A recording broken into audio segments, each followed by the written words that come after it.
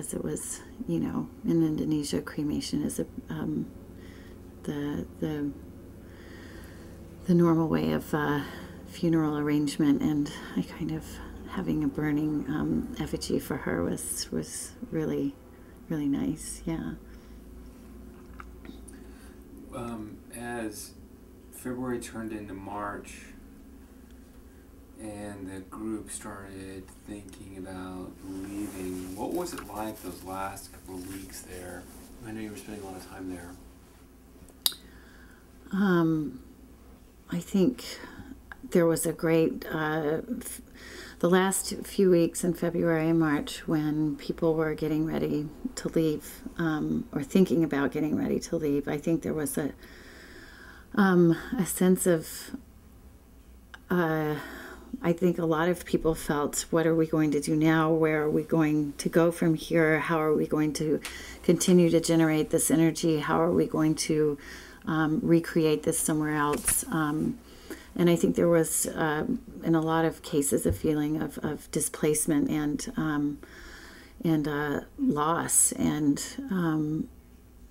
I think, I don't know if I can speak directly for BWB in the sense that some of them felt that they really had nowhere to go from there, didn't have a solid plan or anything. That can be a very disturbing feeling after spending so much time in a place. Then you start to reevaluate how much of an impact or an effect you've had. And I think that it was very bittersweet for a lot of people. And I think for some people it was hard to leave, and they didn't. They took a little bit longer to leave than others did. And my group ended up leaving after them. And that packing up and shipping off of the last little bits and pieces is a very, you know, tearful and emotional kind of moment. And I know that the town of Burlington was very torn up about seeing them go. You know, they didn't want them to leave. They wanted them to stay there forever. Yes. Well, why? What was different about them than other groups that were there? There were so many relief groups in town there. They formed friendships with people, and they were involved in the community. And I think a lot of the relief groups that came and set up camp were very, kept very internal. And they gathered themselves together at night, and they worshiped together or did whatever kind of programs that they did together. And they were not as inviting of the community to come in and join them. And perhaps I'm wrong. That may be overstepping and saying that, but I do know for a fact that there was always a welcoming sense at the camp, the burner camp, for everyone to come on Saturday nights and everyone to pop in and visit and say hello. And I think a lot of friendships were formed through it, and I think they were also a very accessible group of people, you know, whereas I think some of the others weren't. Some of the other groups had very, very strong agendas, and some of them were also extremely work focused, and they were in there to get the job done and get out and remain emotionally detached. So making the choice to become emotionally attached is a difficult one. Because if you choose not to, it's going to be an easier thing to break camp apart and extract yourself.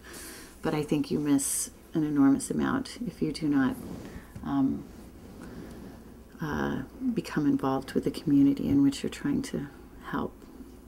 Were you surprised that, I mean, this is people who basically their only connection was they all went to the same arts festival party in the desert. Were you surprised that they were there at all, that they somehow coagulated? Not at all. I wasn't surprised that a group of people from Burning Man came down to the Gulf Coast to help, because who better to rebuild and distribute food and clothing and teach self-sufficiency than a group that can put together a city for 40,000 people in a few weeks. It made great sense, and Their, as I said, Richard had amazing skill sets. So did many of the other people there. Their ability to live in a harsh situation, to deal with the lack of running water or anything else is similar to how it is for them on the playa. And to me, I couldn't think of a better match, honestly. Yeah. You went to Burning Man for the first time this year. Give me your impressions. Well, the thing I enjoyed most about it was that I went for an extended period of time, and it was my favorite part about it was watching it grow and then seeing it go back to the original empty desert. That was really, really remarkable to me. It was quite beautiful seeing all of these art pieces come out and get constructed too before hordes and scads and huge amounts of people came. I just loved wandering through the desert on the bicycle and looking at all of these fantastic art pieces before there were very many people there. I liked that part of it the most. And yeah. Many of the people who volunteered in the Gulf Coast camped together, did some volunteer work there. Do you think it's likely that they'll continue doing that sort of thing? The Camp Katrina will continue, is that? Well, the Burners Without Borders will sort of be an ongoing enterprise. I mean, you've sort of seen it literally from the outside and then sort of from the inside, and I'm just curious about your impressions of whether you think that's... I think there's a significant opportunity for this group, Burners Without Borders, to continue to do similar kind of work, or different kind of work, but to form a stronger infrastructure, to have an established leadership, and to make some choices and decisions about places to go or things to do, and table them and discuss them. And what I saw them do in Mississippi, I have no doubt that they could take that and transfer it to different situations in different parts of the world, much less in different parts of the country. And I think it would be a great loss if this did not continue on in some way, form, or fashion. I think the ability for the Burning Man community and network to attract people with these kind of skill sets and the kind of commitment and the ability to live in those kind of conditions also is something that very few groups out there can boast of, for sure. You're in a unique position to answer this next question, and I don't want to probe too hard, but if you could, how do you think this experience has changed Richard? Do you think it has at all? Is that kind of... I don't know if that's going to show up or not.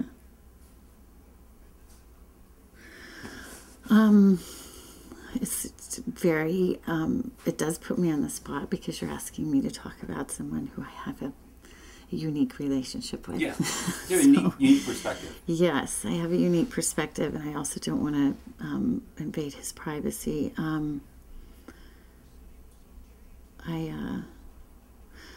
I think, let's see, I think Richard Scott knew what he was capable of as far as building things and tearing them down and putting them together and leading a group and leading people before he came to Mississippi. I believe that it has changed his priorities and his perspective as far as what might be the next step for him or what he might want to do in his life, because I think it's undeniable, and there's no way that he can, as much as he may want to or whatever he chooses to do, it's not the fact that he did the kind of job that he did, and he was capable of rallying people